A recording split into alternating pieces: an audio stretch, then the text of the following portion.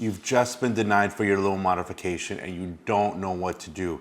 For a lot of households, this is an emergency. You're looking at your removal from your home because you cannot make a deal with the bank. I'm going to talk to you in this episode of Motivational Esquire if that is legal and what you can do to fix it in most cases. There are over 1 million households right now that are still in forbearance and hundreds of thousands more that are in this limbo stage where they came out of forbearance, but they still don't have a deal with the bank and they don't know what's going to happen to them come the turn of the year, new year 2022, when they might have to face a foreclosure. Now, the issue is that a lot of people have applied, have followed up, have submitted documents, and have still been denied for their loan modification request. The question is, what can you do about it? But the bigger question is, does the bank have any obligation to actually give you a loan modification? And the fact that they denied the loan modification, is that legal? A lot of people are asking the question, can they somehow sue the bank, or is there any way to force the bank to give you a loan modification when they've denied it? Now, here's the quick answer, and there's always a possibility of a different answer, but the quick answer is no. You generally cannot sue the bank over loan modification issues unless there's some flagrant problem with the process, but generally no. Now, that doesn't mean you don't have any rights. It just means that you can't look to a lawyer to file a lawsuit. I am an attorney who has represented clients for over 13 years, specifically in this type of situation, and I can tell you that lawsuits for loan modifications are a fool's errand. It's not going to happen. Now, the first reason that's true is because the banks get to set the rules of the game. They don't necessarily get to set all the rules, but they get to pick the set of rules that they will play under. These rules are what determine what the bank can do, what the bank is forced to do, and what the bank won't do for you. Depending on what set of rules the banks has chosen for your mortgage or all the mortgage that they have, is how they will treat you when you apply for loan modification. Now, the number one most common reason that people are denied for loan modifications are the fact that they cannot produce enough income information, so therefore they're denied for insufficient income. This is the reason most people get denied. There are other reasons, and I've done videos, and I will do more videos on the different other reasons, but this particular video is about insufficient income.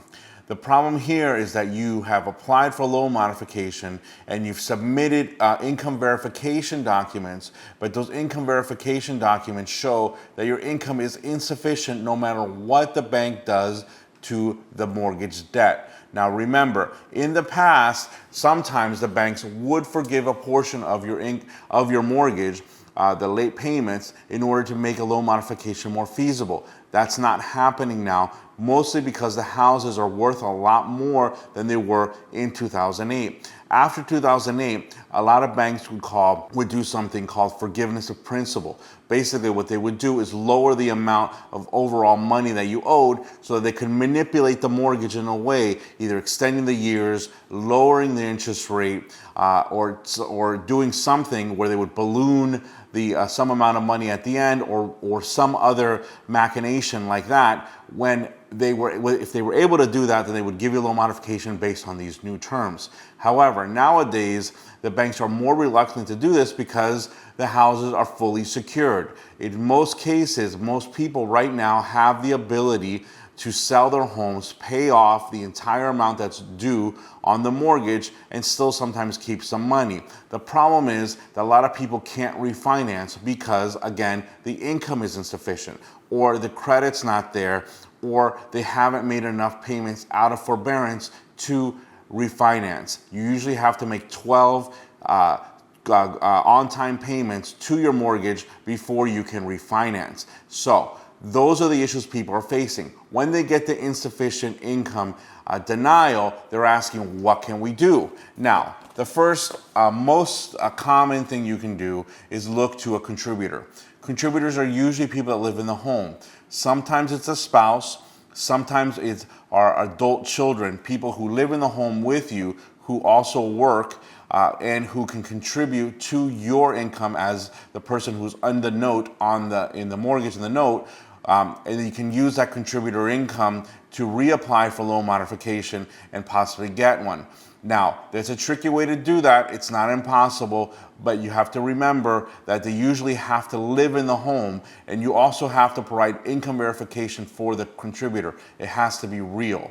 Now, the second thing people are doing is, the first thing people want to do is get another job, which honestly would help you with your income, because now you have more income. If you don't have a family contributor in the home, then you might want to consider getting a second job, such as an Uber or some sort of gig type job, or it's just simply a second job, or getting a higher paying job, which I know is easier said than done. But if you can't get yourself a higher paying job, then maybe a second job or something where you can make a little bit more money may help. Now, this depends on a lot of factors. Remember, the income has to be sufficient to pay the modified payment.